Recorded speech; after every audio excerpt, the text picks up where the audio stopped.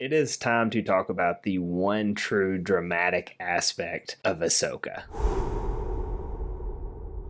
Welcome back to the channel. If you've been watching Ahsoka over the last few weeks, you probably fall into one of two camps. Either, yes, I'm super excited that Sabine is going to be a Jedi, or why on earth are they making Sabine a Jedi? I don't necessarily think it has to be one of those two sides. I think you can fall somewhere in the middle, which is where I'm at right now. First of all, before the season started and they're kind of teasing that Sabine's going to be Force sensitive, going to be a Jedi, I wasn't super excited to see it just because I thought we were going to show up and Sabine was going to be great with a lightsaber and know the Force and all this, and I just didn't think it was necessary for Sabine to show up on screen and be a Jedi. Now, having watched the first few episodes, that's clearly not what is happening. We've learned, one, that Sabine has probably the lowest propensity to wield the Force that anyone Professor Huyang has seen. That means she has a very big uphill climb to actually be a Jedi. Now, for the people who are saying, well, everyone can't be a Jedi, it can only be certain people, that's just not true. Ahsoka has said it here that the Force is in and around everything. Luke Skywalker says it in episode 8. I know a lot of people don't like episode 8, but still, Luke Skywalker said it. And then it's been George's stance forever that the Force is in everything. It's just whether or not someone has the capabilities to wield it. Now, if we go back to episode 1, we know that capability can really be summed up in midichlorians if you want to. Like these midichlorian counts, a super high count gives someone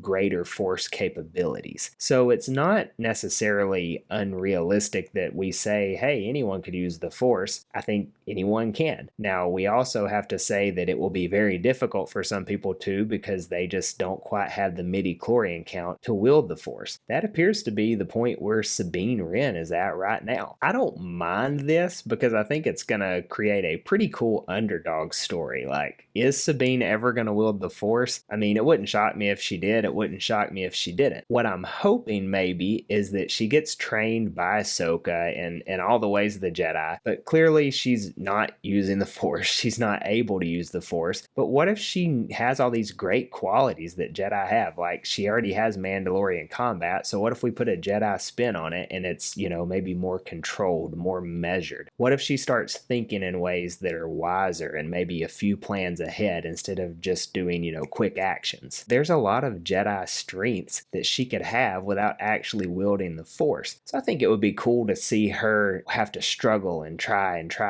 again to be able to use the Force, and maybe she's not even able to, but the training she gets just equips her to be the best version of herself, and that's what we need in this story. I think we could see that. Now, I could also very much see her trying really, really hard and overcoming obstacle after obstacle, and then at the end of it, she does end up wielding the Force. I could see that happening too. That would, not be what I would choose first, but at the same time, I think it would be a cool story point as well. I think Dave Filoni could make this work. I don't want her just to show up like Rey and be good, at lightsaber combat, reading minds, flying ships, everything that she had never done before. She just shows up and is excellent in it. That's not what we're going to see with Sabine. Sabine is almost the anti-Rey, if that makes sense. So with Sabine, I know a lot of people are mad about it, but again, it's within canon. Like, the Force is in and around everything within Star Wars, so it's not ridiculous to think that, hey, anyone could wield the Force. It's just not likely that all people will wield the Force. I think that's where we're at. Now, where we're going, I think it could go either way, but I think it's going to be a satisfying story one way or another. So let me know in the comments, are you pro Sabine being a Jedi, or do you wish she would just stay, a Mandalorian and a fighter and not wield the Force? Please don't forget to hit the like button and subscribe to my channel for Star Wars content daily. And as always, may the Force be with you.